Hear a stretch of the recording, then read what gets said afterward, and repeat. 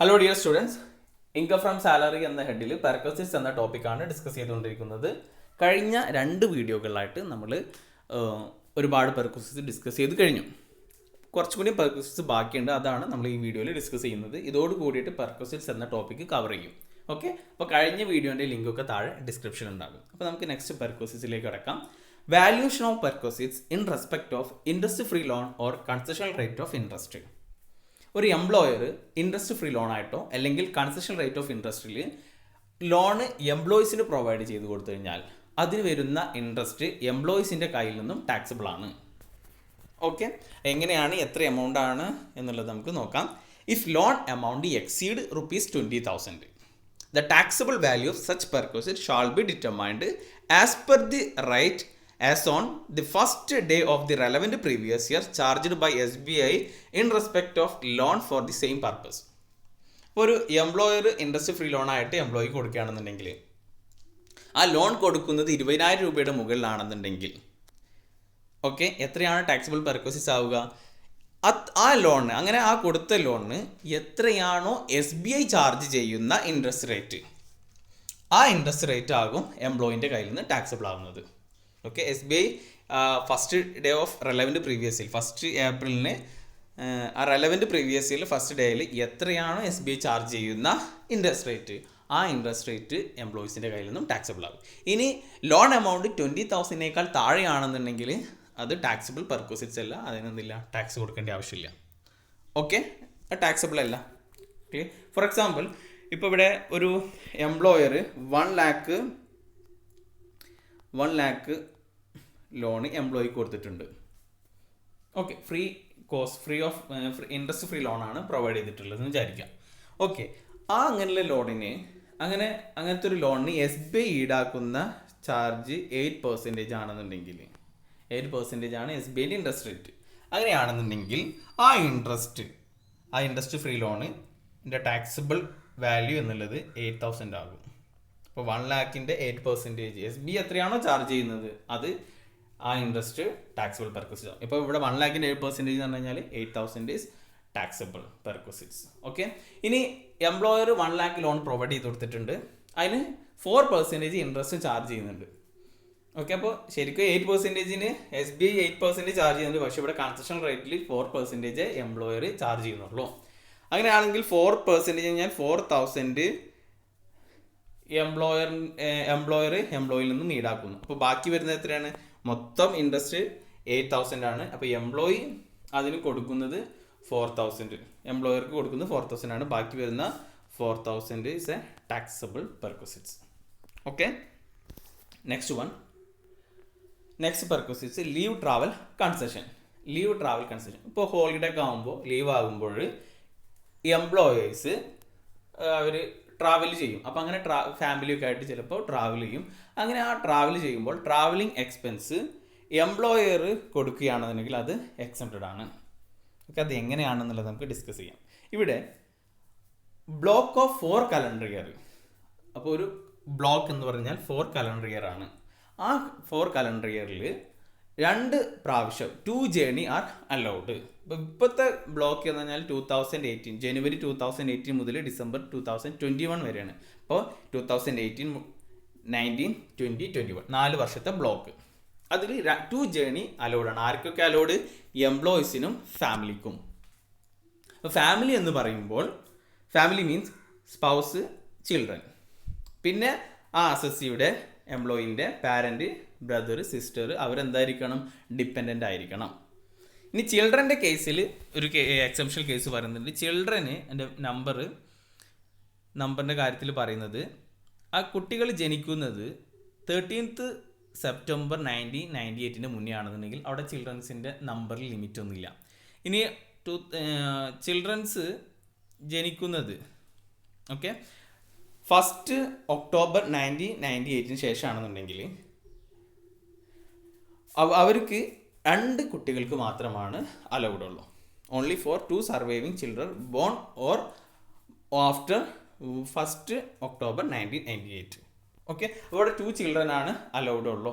എങ്ങനെയാണെന്നുണ്ടെങ്കിൽ 1 October 1998 ശേഷം ജനിക്കുന്ന കുട്ടികളാണെന്നുണ്ടെങ്കിൽ. അപ്പോൾ ഇവിടെ ആ കേസിൽ അവിടെ പറയുന്നത് Our children born out multiple births after first child will be treated as a one child only. എന്ന് വെച്ച് കഴിഞ്ഞാൽ ആദ്യത്തെ പ്രസവത്തിൽ ഒരു കുട്ടി, പിന്നെ പ്രസവിക്കുമ്പോൾ ടെൻസ് ആണെങ്കിൽ ഒന്നിലധികം കുട്ടികൾ ഉണ്ടായി കഴിഞ്ഞ് കഴിഞ്ഞാൽ ആ കുട്ടികളൊക്കെ ഒരു ചൈൽഡായിട്ടാണ് ട്രീറ്റ് ചെയ്യുള്ളൂ. ഓക്കെ, അപ്പോൾ ആദ്യത്തെ പ്രസവത്തിൽ ഒരു കുട്ടി, രണ്ടാമത്തെ പ്രസവത്തിൽ ടിൻസ് ആയിട്ട് വന്നു വിചാരിക്കുക. അങ്ങനെ മൊത്തം 3 കുട്ടികളാണെന്നുണ്ടെങ്കിലും ആ ടിൻസിനെ ഒരു ചൈൽഡായിട്ടാണ് പരിഗണിക്കുള്ളൂ. അങ്ങനെയാണെന്നുണ്ടെങ്കിൽ ടോട്ടൽ 2 ചിൽഡ്രൻ. ഓക്കെ, ഇനി ആദ്യത്തെ പ്രസവത്തിൽ 2 കുട്ടികൾ ട്വിൻസ് വന്നു, പിന്നെ ഒരു കുട്ടി ജനിച്ചു, പിന്നത്തെ പ്രസവത്തിൽ ഒരു കുട്ടി ജനിച്ചു, അപ്പോൾ 3 അപ്പോൾ അതിന് 3 തന്നെ കൺസിഡർ ചെയ്യുള്ളൂ. കാരണം ആദ്യത്തെ പ്രസവത്തിൽ 2 ചൈൽഡ് വന്നു. ഓക്കെ, അപ്പോൾ ആദ്യത്തെ പ്രസവത്തിൽ 1, പിന്നീടുള്ള പ്രസവത്തിൽ മൾട്ടിപ്പിൾ ചിൽഡ്രൻ ആണെന്നുണ്ടെങ്കിൽ, മൾട്ടിപ്പിൾ ബർത്ത് ആണെന്നുണ്ടെങ്കിൽ ആ മൾട്ടിപ്പിൾ ബർത്തിനെ ഒരു ചൈൽഡായിട്ട് കൺസിഡർ ചെയ്യുള്ളൂ എന്നുള്ളതാണ്. ഓക്കെ, അപ്പോൾ നമ്മൾ ഫാമിലി എന്താണെന്ന് പറഞ്ഞു, ചിൽഡ്രൻ എന്താണെന്ന് പറഞ്ഞു. Okay, journey of facility. അപ്പോൾ എങ്ങനെ ചെയ്ത് കഴിഞ്ഞാലാണ് എക്സെപ്ഷൻ കിട്ടുക എന്നുള്ളതാണ്. ഇപ്പോൾ എയറിനാണെന്നുണ്ടെങ്കിൽ എത്ര എമൗണ്ടാണ് എക്സെപ്ഷൻ കിട്ടുക? എയർ ആണെന്നുണ്ടെങ്കിൽ എക്കണോമിക് ക്ലാസ് ആണ്. ഓക്കെ, അത് ഷോർട്ടസ്റ്റ് റൂട്ടിനുള്ള എക്കണോമിക് ക്ലാസ്സിന് വരുന്ന ഫെയർ എക്സെപ്റ്റഡ് ആണ്, മാക്സിമം എക്സെപ്റ്റഡ് അതാണ്. ദെൻ ട്രെയിൻ ആണെന്നുണ്ടെങ്കിൽ ഫസ്റ്റ് ക്ലാസ് എ സിക്ക് എത്രയാണോ എമൗണ്ട്, ആ എമൗണ്ട് എക്സെപ്ഷൻ കിട്ടും, അത് ഷോർട്ടസ്റ്റ് റൂട്ട്. അതർ എന്ന് പറഞ്ഞു കഴിഞ്ഞാൽ അവിടെ പബ്ലിക് ട്രാൻസ്പോർട്ടേഷൻ എക്സിസ്റ്റ് ആണെന്നുണ്ടെങ്കിൽ ഡീലക്സ് ക്ലാസിൻ്റെ ഫെയർ. ഓക്കെ, ഇനി അവിടെ നോ പബ്ലിക് ട്രാൻസ്പോർട്ട് സിസ്റ്റം ഇല്ല എങ്കിൽ amount of equivalent to first class A C rail fare. അപ്പോൾ first class A C rail ട്രെയിനിൻ്റെ എത്രയാണോ ഫെയർ അതാണ് എക്സെപ്ഷൻ കിട്ടുക. ഓക്കെ, അപ്പോൾ ഇതാണ് ലീവ് ട്രാവൽ കൺസെഷനുമായി ബന്ധപ്പെട്ടിട്ടുള്ള ടാക്സ് ട്രീറ്റ്മെൻറ്റ്. അപ്പോൾ ഇവിടെ ബ്ലോക്ക് ഇയർ പറഞ്ഞു നമ്മൾ. അതുപോലെ ഇത് ഈ ഇന്ത്യയിലാണെന്നുണ്ടെങ്കിൽ ഇന്ത്യയിലാണ് ഈ ട്രാവലിംഗ് എക്സ്പെൻസ് ഇന്ത്യയിൽ ആണെന്നുണ്ടെങ്കിൽ മാത്രമാണ് ഈ എക്സെപ്ഷൻ കിട്ടുകയുള്ളൂ. അതുപോലെ ഇത് ഇന്ത്യൻ സിറ്റിസണും അതുപോലെ ഇന്ത്യൻ സിറ്റിസൺ അല്ലാത്തവർക്കും ഈ ലീവ് ട്രാവൽ കൺസെഷൻ്റെ ബെനിഫിറ്റ് കിട്ടും. ഓക്കെ, പിന്നെ ഏറ്റവും ഷോർട്ടസ്റ്റ് ആയിട്ടുള്ള റൂട്ടാണെന്ന് പറഞ്ഞു. ഓക്കെ, നെക്സ്റ്റ് ഫ്രീ മീൽസിൻ്റെ കേസിൽ tea, snacks or other non alcoholic beverage in the form of light refreshment provide during office അവേഴ്സിൻ്റെ ടൈമിൽ ടീയോ സ്നാക്സോ അല്ലേ, അപ്പോൾ അതേപോലെ എന്തെങ്കിലും റിഫ്രഷ്മെൻ്റ് ഒക്കെ തരികയാണെന്നുണ്ടെങ്കിൽ അത് നോട്ട് ടാക്സബിൾ, അതിന് ടാക്സബിൾ ഇല്ല. ഇനി free meals provided during office hours in remote area and of shore installation ആണെന്നുണ്ടെങ്കിലും അവിടെയും ടാക്സബിൾ ഇല്ല. ഓക്കെ, ഇതിൽ എഴുതിയിട്ടില്ല, ഒന്ന് നോട്ട് ചെയ്യുക. Free meals provided during office hours in remote area or an off shore installation അവിടെയാണെന്നുണ്ടെങ്കിലും അത് ടാക്സബിൾ അല്ല. ഓക്കെ, ഇനി the expenditure on free meal in excess of ₹50,000 per meal shall be taxable perquisites in the extent of excess amount is in the hand of all employees. അപ്പോൾ free meal provide ചെയ്യുന്ന ആ free മീലിന് 50 രൂപയേക്കാൾ കൂടുതലാണെന്നുണ്ടെങ്കിൽ ആ എത്രയാണോ കൂടുതലായിട്ടുള്ള amount അത് taxable പെർക്വസിറ്റ്സ് ആവും. Okay, അപ്പോൾ free meal അതിന് 70 രൂപയുടെ മീലാണ്, പക്ഷേ 50 രൂപ എക്സംഷൻ കിട്ടുള്ളൂ, ബാക്കി 20 രൂപ ടാക്സബിൾ പെർക്വസിറ്റ്സ് ആയിട്ട് വരും. ക്ലിയർ? ഓക്കെ, അപ്പോൾ ഇവിടെ മീൽ എന്ന് പറഞ്ഞു കഴിഞ്ഞാൽ അത് ഡേ വർക്കർ ആണെന്നുണ്ടെങ്കിൽ ലഞ്ച്, അതല്ല നൈറ്റ് വർക്കർ ആണെന്നുണ്ടെങ്കിൽ അതിന് ഡിന്നർ ആകും. അപ്പോൾ ഏതാണോ ഡ്യൂറിങ് വർക്കിംഗ് ടൈമിൽ അവിടെ അപ്പോൾ കിട്ടുന്ന മീലാണ്. ഓക്കെ, ഇനി ആ മീല് തരുന്നത് through paid voucher which are not transferable. അത് ട്രാൻസ്ഫറബിൾ ആവാൻ പാടില്ല, ട്രാൻസ്ഫർ ചെയ്യാൻ പറ്റുന്നതാവാൻ പാടില്ല. കാരണം ഇപ്പോൾ ചില ക്യാൻറ്റീനിലൊക്കെ ടോക്കൺ സിസ്റ്റമാണ് അല്ലേ. അപ്പോൾ ടോക്കൺ സിസ്റ്റം ആകുമ്പോൾ അവിടെ ടോക്കണ് നമുക്ക് മറ്റൊരാൾക്ക് എന്ത് ചെയ്യാൻ പറ്റില്ല, കൊടുക്കാൻ പറ്റാത്തതായിരിക്കണം എങ്കിൽ മാത്രമാണ് ഈ ഇത് എക്സംഷൻ കിട്ടുകയുള്ളൂ, 50 രൂപയുടെ എക്സംഷൻ കിട്ടുകയുള്ളൂ. ഓക്കെ, അപ്പോൾ ഇതാണ് ഫ്രീ മീലിൻ്റെ കേസ്. ഇത്രയേ ഉള്ളൂ. ഫ്രീ മീൽസ് 50 രൂപ വരെ എക്സംപ്റ്റഡ് ആണ്, ബാക്കിയുള്ള എമൗണ്ട് ടാക്സബിൾ പെർക്വസിറ്റ്സ് ആണ്. Clear? Next one, gift voucher or token given by employer. ഇപ്പോൾ എംപ്ലോയിക്ക് അല്ലെങ്കിൽ ഗിഫ്റ്റ് ആയിട്ടോ വൗച്ചറായിട്ടോ ടോക്കൺ ആയിട്ടോ എന്തെങ്കിലും ഒരു ഗിഫ്റ്റ് കൊടുക്കുകയാണെന്ന് വിചാരിക്കുക. അങ്ങനെ ഗിഫ്റ്റ് ആയിട്ട് കൊടുത്തിട്ടുണ്ടെങ്കിൽ അത് എംപ്ലോയീസിൻ്റെ കയ്യിൽ നിന്ന് ടാക്സബിൾ ആവും. എല്ലാ എംപ്ലോയീസിനും ടാക്സബിൾ ആണ്. അത് ഗവൺമെൻറ് സ്പെസിഫൈഡ് എംപ്ലോയി ആണെങ്കിലും നോൺ സ്പെസിഫൈഡ് എംപ്ലോയി ആണെന്നുണ്ടെങ്കിലൊക്കെ ടാക്സബിൾ ആണ്. ഓക്കെ, കണ്ടീഷൻ ഇതാണ്. ആ ഗിഫ്റ്റിൻ്റെ എമൗണ്ട് ഇതിൽ കൂടാൻ പാടില്ല, 50,000 കൂടാൻ പാടില്ല. അപ്പോൾ 50,000 കൂടി കഴിഞ്ഞാൽ എത്രയാണോ കൂടിയ എമൗണ്ട് അത് ടാക്സബിൾ ആണ്. അപ്പോൾ 50,000 വരെ എക്സെപ്റ്റഡ് ആണ്. Okay, however the gift voucher or token up to ₹5,000 5,000 in aggregate during the previous year shall be exempted. അപ്പോൾ ഒരു വർഷത്തിൽ 5,000 വരെ ഗിഫ്റ്റായിട്ട് എംപ്ലോയറിൽ നിന്ന് റിസീവ് ചെയ്യാം എംപ്ലോയിക്ക്. അതിൽ കൂടുതൽ കിട്ടുകയാണെന്നുണ്ടെങ്കിൽ ആ എമൗണ്ട് ടാക്സബിൾ ആണ്. ഫോർ എക്സാമ്പിൾ ഒരു സാധനം കിട്ടി, അതിലൊരു ഗിഫ്റ്റ് കിട്ടി, അതിൻ്റെ വാല്യൂ നോക്കുമ്പോൾ 9,000 ആണ്. അങ്ങനെയാണെങ്കിൽ 5,000 എക്സെപ്റ്റഡും ബാക്കി 4,000 ടാക്സബിളും ആണ്. ക്ലിയർ? ഇവിടെ ഗിഫ്റ്റ് ഒരു നോട്ട് നോക്കാം. Worth of gift is excess of ₹5,000 then amount in excess of ₹5,000 shall be taxable. പറഞ്ഞത് തന്നെയാണ്. പിന്നെ അതേപോലെ ഗിഫ്റ്റ് ക്യാഷിലാവാൻ പാടില്ല, അതേപോലെ അത് ക്യാഷിലേക്ക് കൺവേർട്ട് ചെയ്യാൻ പറ്റുന്നതാവാനും പാടില്ല. കൈൻഡിലായിരിക്കണം, എന്തെങ്കിലും വസ്തുവായിട്ട് കൊടുത്തു കഴിഞ്ഞാൽ മാത്രമാണ് ആ ഗിഫ്റ്റ് നമുക്ക് എക്സംഷൻ കിട്ടുകയുള്ളൂ.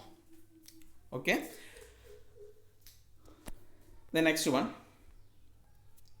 Credit card any amount incurred by the employer. ഇപ്പോൾ ക്രെഡിറ്റ് കാർഡൊക്കെ ഇപ്പോൾ എംപ്ലോയർക്ക് കൊടുക്കും സാധനങ്ങൾ പർച്ചേസ് ചെയ്യാൻ വേണ്ടിയിട്ടും അല്ലേ, പേഴ്സണൽ പർപ്പസിനും ഒക്കെ വേണ്ടിയിട്ട് യൂസ് ചെയ്യാൻ പറ്റും. ഒഫീഷ്യൽ പർപ്പസ് ആണെന്നുണ്ടെങ്കിൽ അത് എക്സെപ്റ്റഡ് ആണ്. ഓൺലി ഫോർ ഒഫീഷ്യൽ പർപ്പസ് ആണെന്നുണ്ടെങ്കിൽ എക്സെപ്റ്റഡ് ആണ്. പേഴ്സണൽ പർപ്പസിനാണെന്നുണ്ടെങ്കിൽ എത്ര എമൗണ്ട് ആണ് ആ ക്രെഡിറ്റ് കാർഡിൽ നിന്ന് എംപ്ലോയി വിഡ്രോ ചെയ്തിട്ടുള്ളത് എന്ന് വെച്ച് കഴിഞ്ഞാൽ എമൗണ്ട് ഇൻകേർഡ് ബൈ ദി എംപ്ലോയറിന് എത്രയാണോ ചിലവായിട്ടുള്ളത് അതിൽ നിന്നും എംപ്ലോയിൽ നിന്ന് എന്തെങ്കിലും ഈടാക്കുകയാണെന്നുണ്ടെങ്കിൽ അത് ലെസ് ചെയ്ത് കഴിഞ്ഞാൽ ബാക്കിയുള്ള എമൗണ്ടാണ് ടാക്സബിൾ പെർക്വസിറ്റ്സ്. ഓക്കെ, അതിൽ വലിയ കാൽക്കുലേഷൻ ഒന്നും ഇല്ല. The next one, club expenditure എന്ന് പറഞ്ഞു കഴിഞ്ഞാൽ any amount incurred by the employer. ഇപ്പോൾ ഹെൽത്ത് ക്ലബ്ബ് അതേപോലെ സ്പോർട്സ് ക്ലബിലൊക്കെ ഈ എംപ്ലോയർ എന്ത് ചെയ്യും, ഒരു മെമ്പർഷിപ്പ് എടുക്കും എംപ്ലോയീസിന്. അങ്ങനെയാണെന്നുണ്ടെങ്കിൽ അതുമായി ബന്ധപ്പെട്ടിട്ട് ടാക്സ് ട്രീറ്റ്മെൻ്റ് ആണ് നോക്കുന്നത്, ടാക്സബിൾ പെർക്വസിസ് ആണ് നോക്കുന്നത്. Any amount incurred by the employer, എത്ര എമൗണ്ട് ആണ് ഈ ആ മെമ്പർഷിപ്പിന് വേണ്ടിയിട്ട് ചിലവായിട്ടുള്ള എമൗണ്ട്, അതിൽ നിന്ന് എന്തെങ്കിലും എമൗണ്ട് എംപ്ലോയിൽ നിന്ന് ഈടാക്കുകയാണെങ്കിൽ അതെന്ത് ചെയ്യും, റെഡ്യൂസ് ചെയ്യും. ബാക്കിയുള്ള എമൗണ്ട് ടാക്സബിൾ പെർക്വസിറ്റ്സ് ആണ്. ഇനി കുറച്ച് പോയിന്റ് പറയുന്നുണ്ട്, അതിൽ കുറച്ച് കണ്ടീഷൻസ് പറയുന്നുണ്ട്.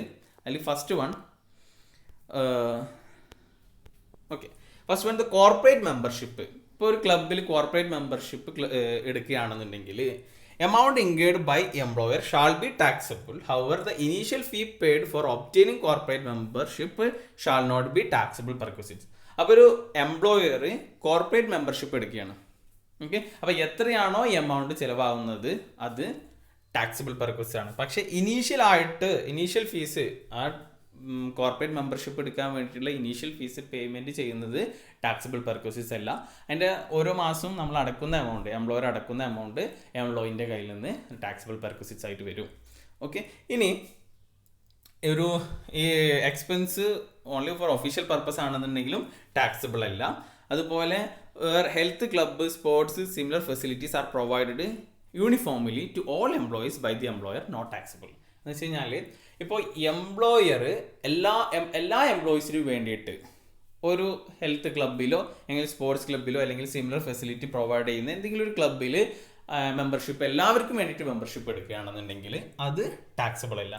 ഓരോ വ്യക്തികൾക്ക് വേണ്ടിയിട്ട് ഒരു പർട്ടിക്കുലർ എംപ്ലോയിക്ക് വേണ്ടിയിട്ടാണ് ക്ലബ്ബിൽ മെമ്പർഷിപ്പ് എടുക്കുകയാണെന്നുണ്ടെങ്കിൽ അത് ടാക്സബിൾ ആകും. ഓക്കെ, അത് ഏത് പ്രകാരം ടാക്സബിൾ പെർക്വസിറ്റ്സ്, ഇത് പ്രകാരമാണ് ടാക്സബിൾ പെർക്വസിറ്റ്സ് കാൽക്കുലേറ്റ് ചെയ്യുക. Clear? The next, use of movable asset. ഇപ്പോൾ ചില അസറ്റ്സ്, കാറില്ലാത്ത ഒരുപാട് മൂവബിൾ അസറ്റ്സ് ഉണ്ട്. അതൊക്കെ അതിൻ്റെ യൂസ് ചെയ്ത് കഴിഞ്ഞാൽ ഇപ്പോൾ ഒരു എംപ്ലോയറിൻ്റെ മൂവബിൾ അസറ്റ് എംപ്ലോയി യൂസ് ചെയ്യുകയാണെന്നുണ്ടെങ്കിൽ എങ്ങനെയാണ് അതിൻ്റെ പെർക്വസിറ്റ്സ് വാല്യൂ എങ്ങനെയാണെന്ന് നോക്കാം.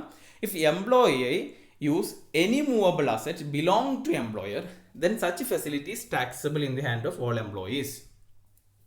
ഓക്കെ, ഇനി അത് നമ്മൾ എംപ്ലോയി യൂസ് ചെയ്യുന്ന ആ അസറ്റ്, മൂവബിൾ അസറ്റ് ഈ എംപ്ലോയറുടേതാണെന്നുണ്ടെങ്കിൽ ആ മൂവബിൾ അസറ്റിൻ്റെ ഒറിജിനൽ കോസ്റ്റ് ആക്ച്വൽ കോസ്റ്റിൻ്റെ 10% ടാക്സബിൾ പെർക്വിസിറ്റ്സ് ആകും.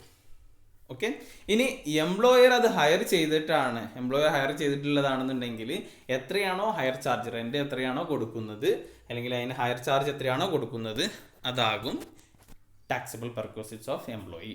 Okay, charge paid or payable by the employer ആകും എന്ത് ടാക്സബിൾ പെർക്വിസിറ്റ്സ്.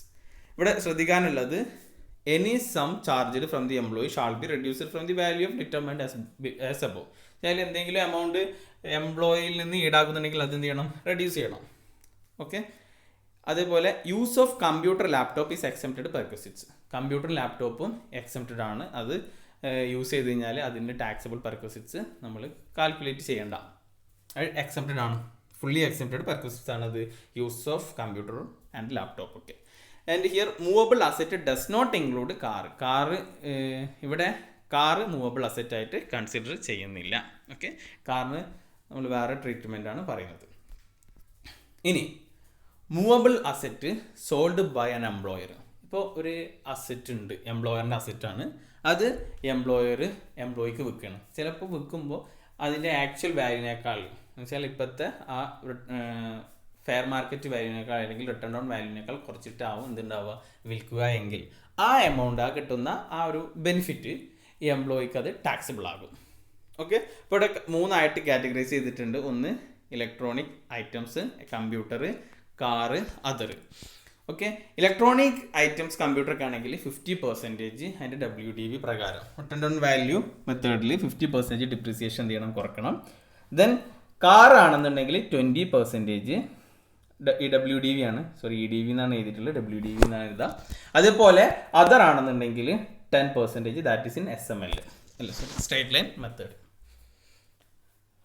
ഓക്കെ, അപ്പോൾ എങ്ങനെയാണ് ടാക്സബിൾ പെർക്വിസിറ്റ്സ് കാൽക്കുലേറ്റ് ചെയ്യാന്നുള്ളതാണ് നോക്കാം. Original cost of the employer, അതിൽ നിന്ന് അപ്പോൾ എംപ്ലോയർ പർച്ചേസ് ചെയ്യുമ്പോൾ ഒരു കോസ്റ്റ് കൊടുത്തിട്ടുണ്ടാവും, അതിൽ നിന്ന് accumulated depreciation of each completed year during which asset is used by the employer. എത്രയാണോ എംപ്ലോയർ മൊത്തം യൂസ് ചെയ്തിട്ടുള്ളത്, എത്ര കംപ്ലീറ്റഡ് ഇയർ ആണോ നോക്കണം, എത്ര കംപ്ലീറ്റഡ് ഇയർ ആണ് എംപ്ലോയർ യൂസ് ചെയ്തിട്ടുള്ളത്, അത്രയും വർഷത്തെ ഡിപ്രിസിയേഷൻ കുറയ്ക്കുക. അപ്പോൾ കിട്ടും എന്ത്, റിട്ടേൺ ഡൗൺ വാല്യൂ കിട്ടും.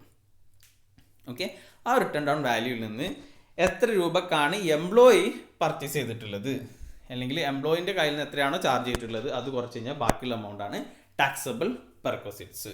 ഓക്കെ, ഇവിടെ ഇലക്ട്രോണിക് ഐറ്റംസ് എന്ന് പറയുമ്പോൾ ഇവിടെ കമ്പ്യൂട്ടർ, ഡിജിറ്റൽ ഡയറീസ്, പ്രിൻറ്റേഴ്സ് അങ്ങനെയുള്ളതൊക്കെയാണ് ഇലക്ട്രോണിക് ഐറ്റംസിൽ പെടുള്ളൂ. ഈ വാഷിംഗ് മെഷീൻ, ഫ്രിഡ്ജ് അതൊന്നും ഇലക്ട്രോണിക് ഐറ്റംസിൽ പെടുന്നില്ല ഈ ഒരു കൺസെപ്റ്റിൽ. ഓക്കെ, അത് അതർ കാറ്റഗറിയിലാണ് പെടുന്നത്. ക്ലിയർ? ഫോർ എക്സാമ്പിൾ നമ്മളിപ്പോൾ ഒരു എക്സാമ്പിൾ ചെയ്യാം. ഒരു എക്സാമ്പിൾ എടുക്കുകയാണെന്നുണ്ടെങ്കിൽ ഒരു കാർ വാങ്ങിയിട്ടുണ്ട്, എംപ്ലോയർ ഒരു കാർ വാങ്ങിയത് കാറ് വാങ്ങിയിട്ടുള്ളത് 1 ഏപ്രിൽ 2016 ആണ്. അത് 3 ലക്ഷത്തിനാണ് വാങ്ങിയുള്ളത്, 3 lakhനാണ് വാങ്ങിയിട്ടുള്ളത്. 1 മാർച്ച് 2019 ആ കാറ്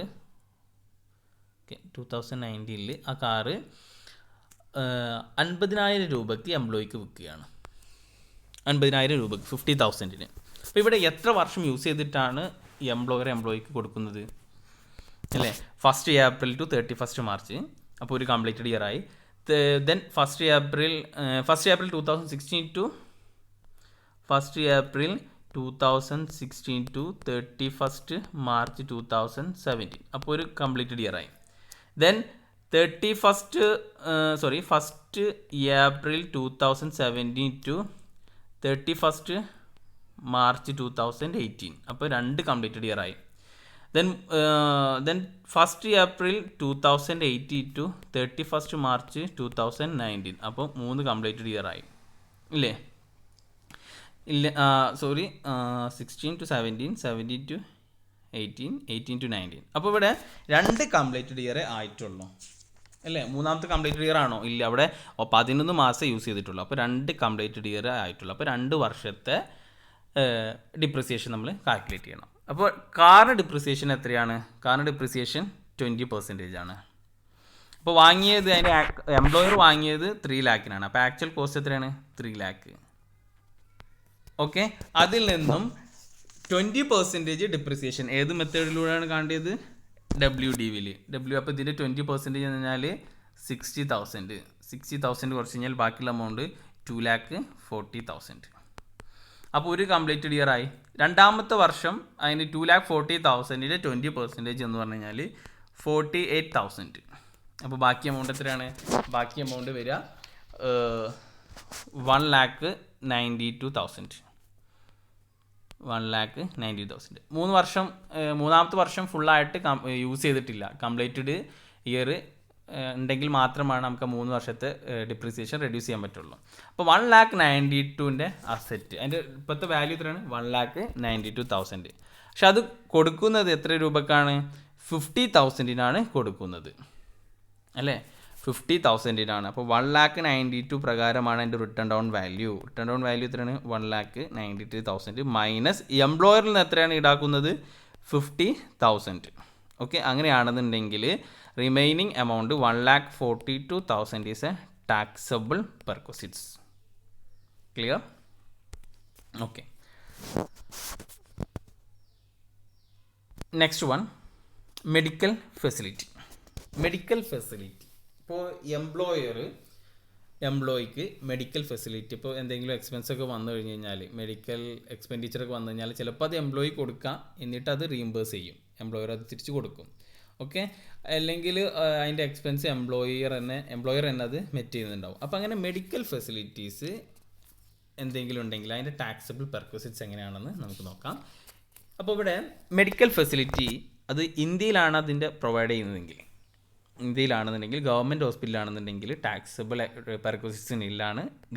എംപ്ലോയറിൻ്റെ ഹോസ്പിറ്റലാണെന്നുണ്ടെങ്കിലും ടാക്സബിൾ പെർക്വിസിറ്റ്സ് നില്ലാണ്. അപ്രൂവ്ഡ് ഹോസ്പിറ്റലാണെന്നുണ്ടെങ്കിലും ടാക്സബിൾ പെർക്വിസിറ്റ്സ് നില്ലാണ്. ഇനി ഔട്ട്സൈഡ് ഇന്ത്യയിലാണെന്നുണ്ടെങ്കിൽ, ഓക്കെ, ഔട്ട്സൈഡ് ഇന്ത്യയിലാണെന്നുണ്ടെങ്കിൽ അതിൻ്റെ ട്രീറ്റ്മെൻറ്റ് ആൻഡ് സ്റ്റേ എക്സ്പെൻസ് ഉണ്ടാകും, അതുപോലെ ട്രാവലിംഗ് എക്സ്പെൻസ് ഉണ്ടാകും, അല്ലേ? ഔട്ട്സൈഡ് ഇന്ത്യയിലാണെങ്കിൽ ഇപ്പോൾ നമുക്ക് അതുകൊണ്ട് ഫ്ലൈറ്റിലൊക്കെ അല്ലെങ്കിൽ ട്രെയിനിലൊക്കെ ആയിട്ടോ അല്ലെങ്കിൽ ഫ്ലൈറ്റിലോ ആയിട്ടോ ഒക്കെ പോകേണ്ടി വരും ട്രാവലിംഗ് എക്സ്പെൻസ്. അതുപോലെ ട്രാവലിംഗ് എക്സ്പെൻസ് അയാൾ മാത്രമല്ല, ഒരാൾ കൂടി കൂടെ പോകേണ്ടി വരും, പേഷ്യൻ്റ് കൂടെ ഒരാളും കൂടി വേണ്ടി വരും, കെയർ ടേക്കറായിട്ട്. അപ്പോൾ അതേപോലെ ട്രീറ്റ്മെൻറ്റിൻ്റെ ടാക്സബിൾ എക്സെപ്റ്റ് എമൗണ്ട് എന്ന് പറഞ്ഞാൽ as per permitted by RBI permit ചെയ്തത് പ്രകാരമാണ് ആ എമൗണ്ട് എക്സെപ്റ്റഡ് ആണ്, ബാക്കിയുള്ള എമൗണ്ട് എന്താകും? ടാക്സബിൾ ആകും. ട്രാവലിങ്ങിൻ്റെ കേസിലാണെങ്കിൽ നോക്കുക, ട്രാവലിങ്ങിൻ്റെ അവരുടെ ഗ്രോസ് ടോട്ടൽ ഇൻകത്തിനനുസരിച്ചിട്ടാവും അവർക്ക് എക്സെപ്ഷൻ കിട്ടുക. ടോട്ടൽ ഇൻകം 2 ലാഖിൻ്റെ മുകളിലാണെന്നുണ്ടെങ്കിൽ അത് ടാക്സബിൾ പെർക്വിസിറ്റ്സ് ആണ്. If GTI gross total income up to ₹2 lakh ആണെന്നുണ്ടെങ്കിൽ, അല്ലെങ്കിൽ 2 ലാഖ് റുപ്പീസിൻ്റെ താഴെയാണെന്നുണ്ടെങ്കിൽ അതിന് എന്തുകൊണ്ട് ആ ട്രാവലിംഗ് എക്സ്പെൻസ് എംപ്ലോയർ മെറ്റ് ചെയ്തത് അത് ടാക്സബിൾ പെർക്വിസിറ്റ്സ് ആവില്ല. ക്ലിയർ? ഗ്രോസ് ടോട്ടൽ ഇൻകം എന്താണ് നമ്മൾ പിന്നെ ഡിസ്കസ് ചെയ്യുന്നത് വെച്ചാൽ 5 ഹെഡ്സ് കൂടി ആഡ് ചെയ്ത് കഴിഞ്ഞാലുള്ളതാണ് ഗ്രോസ് ടോട്ടൽ ഇൻകം. ഓക്കെ, അപ്പോൾ ഇതൊക്കെ കൂടി ഗ്രോസ് ടോട്ടൽ ഇൻകം 2 ലാഖിൻ്റെ മുകളിലേക്ക് പോവുകയാണെന്നുണ്ടെങ്കിൽ പിന്നെ ട്രാവലിംഗ് എക്സ്പെൻസിന് വരുന്ന ആ കോസ്റ്റ് എംപ്ലോയർ ആണ് പേ ചെയ്യുന്നതെങ്കിൽ ആ എമൗണ്ട് എത്രയാണോ എംപ്ലോയർ പേ ചെയ്തിട്ടുള്ളത് അത് ടാക്സബിൾ പെർക്വിസിറ്റ്സ് ആകും. ക്ലിയർ? നെക്സ്റ്റ് വൺ, എക്സംപ്റ്റഡ് പെർക്വിസിറ്റ്സ് എന്ന് പറഞ്ഞു കഴിഞ്ഞാൽ കുറച്ച് നമ്മൾ ഡിസ്കസ് ചെയ്ത് തന്നെയാണ്, ഓൾറെഡി ഇവിടെ പറഞ്ഞിട്ടുള്ളത് തന്നെയാണ് കുറേ എണ്ണം, എന്നാലും പറയാം. Exempted perquisites first one, tea or snacks or similar non-alcoholic beverage and snacks providing during working hours. Working അവേഴ്സിൽ എന്തെങ്കിലും ടീയോ സ്നാക്സോ non-alcoholic beverage ഐറ്റംസോ ഒക്കെ പ്രൊവൈഡ് ചെയ്ത് കൊടുക്കുകയാണെന്നുണ്ടെങ്കിൽ അത് എക്സെപ്റ്റഡ് ആണ്, അതിന് ടാക്സ് ഇല്ല. Food provided by employer in working പ്ലേസിലാണ് ഫുഡ്, ബ്രേക്ക്ഫാസ്റ്റ് ഒക്കെ പ്രൊവൈഡ് ചെയ്യുകയാണെന്നുണ്ടെങ്കിൽ അതിനും ടാക്സബിൾ പെർക്വിസിറ്റ്സ് കാൽക്കുലേറ്റ് ചെയ്യാനില്ല, അത് ഫുള്ളി എക്സെപ്റ്റഡ് ആണ്. Then next one, recreational facilities. നമ്മൾ പറഞ്ഞതാണ് റിക്രിയേഷണൽ ഫെസിലിറ്റീസ് എല്ലാ മെമ്പേഴ്സിനും കൂടിയിട്ട്, എല്ലാ എംപ്ലോയീസിനും കൂടിയിട്ട് നമ്മൾ ജോയിൻ്റ് ആയിട്ട് ഒരു റിക്രിയേഷണൽ ഫെസിലിറ്റീസിന് പ്രൊവൈഡ് ചെയ്ത് കൊടുക്കുകയാണെന്നുണ്ടെങ്കിൽ, ഇപ്പോൾ ഹെൽത്ത് ക്ലബ്ബ് അല്ലെങ്കിൽ സ്പോർട്സ് ക്ലബ്ബിലൊക്കെ എല്ലാവർക്കും മെമ്പർഷിപ്പ് കൊടുക്കുകയാണെന്നുണ്ടെങ്കിൽ എല്ലാ എംപ്ലോയീസിനാണെന്നുണ്ടെങ്കിൽ എക്സെപ്റ്റഡ് ആണ്. ഒരു എംപ്ലോയീസിനാണെന്നുണ്ടെങ്കിൽ അല്ലെങ്കിൽ 1-2 എംപ്ലോയീസൊക്കെ ആണെന്നുണ്ടെങ്കിലൊക്കെ അതെന്താവും ടാക്സബിൾ പെർക്വിസിറ്റ്സ് നമ്മൾ കാൽക്കുലേറ്റ് ചെയ്യേണ്ടി വരും. ഓക്കെ, ഇവിടെ എല്ലാ എംപ്ലോയീസിനും റിക്രിയേഷണൽ ഫെസിലിറ്റീസ് ഒരേപോലെ യൂണിഫോംലി പ്രൊവൈഡ് ചെയ്ത് കൊടുക്കുകയാണെന്നുണ്ടെങ്കിൽ അത് ആ പെർക്വിസിറ്റ്സ് എക്സംപ്റ്റഡ് ആണ്. ടെലഫോൺ മൊബൈൽ ഫോൺ എക്സ്പെൻസ്, അപ്പോൾ എക്സ്പെൻസ് ഫോർ ടെലഫോണോ മൊബൈൽ ഫോണോ ഒക്കെ ഉണ്ടെങ്കിൽ അത് അതിൽ വരുന്ന ആ എക്സ്പെൻസ് എക്സംപ്റ്റഡ് ആണ്. Okay, next one computer laptop. എംപ്ലോയറിൻ്റെ കമ്പ്യൂട്ടറോ ലാപ്ടോപ്പൊക്കെ എംപ്ലോയി യൂസ് ചെയ്യണമെന്നുണ്ടെങ്കിൽ അപ്പോൾ യൂസ് ഓഫ് നമ്മൾ പറഞ്ഞിട്ടുള്ളതാണ് യൂസ് ഓഫ് മൂവബിൾ അസറ്റിൽ, അതിൽ ലാപ്ടോപ്പും കമ്പ്യൂട്ടറും നമ്മൾ എക്സെപ്റ്റഡ് ആണെന്ന് പറഞ്ഞിട്ടുണ്ട് ഇല്ലേ. അപ്പോൾ കമ്പ്യൂട്ടറും ലാപ്ടോപ്പും യൂസ് ചെയ്യുകയാണെന്നുണ്ടെങ്കിൽ അത് ഓഫീസിൽ നിന്നായിക്കോട്ടെ അല്ലെങ്കിൽ അറ്റ് ഹോമിൽ നിന്നായിക്കോട്ടെ അത് എക്സെപ്റ്റഡ് ആണ്. Next periodical and journals. Periodical and journals are required for discharge of work. അപ്പോൾ ഇതാണ് എക്സെപ്റ്റഡ് പെർക്വിസിറ്റ്സ്. ഓക്കെ, അപ്പം എന്താണ് നമ്മൾ ഇതോട് കൂടിയിട്ട് പെർക്വിസിറ്റ്സ് എന്ന ടോപ്പിക് ഫുള്ളായിട്ട് കവർ ചെയ്തിട്ടുണ്ട്. എന്തെങ്കിലും ഡൗട്ടും കാര്യങ്ങളൊക്കെ ഉണ്ടെങ്കിൽ നിങ്ങൾ കമൻറ്റ് ബോക്സിൽ അറിയിക്കുക. അതേപോലെ വീഡിയോ നിങ്ങൾക്ക് ബെനിഫിറ്റായിട്ട് തോന്നിയിട്ടുണ്ടെങ്കിൽ ലൈക്ക് ചെയ്യുക, നിങ്ങളുടെ കൂട്ടുകാരിലേക്കും ഷെയർ ചെയ്യുക. അപ്പോൾ താങ്ക് യു. നെക്സ്റ്റ് വീഡിയോയിൽ നമ്മൾ പ്രൊവിഡൻറ്റ് ഫണ്ടും അതേപോലെ അതുമായി ബന്ധപ്പെട്ടുള്ള tax treatment and gross deduction from gross salary, അതോട് കൂടിയിട്ട് ഇൻകം ഫ്രം സാലറി എന്ന ഹെഡ് കംപ്ലീറ്റ് ആകും. Okay, thank you.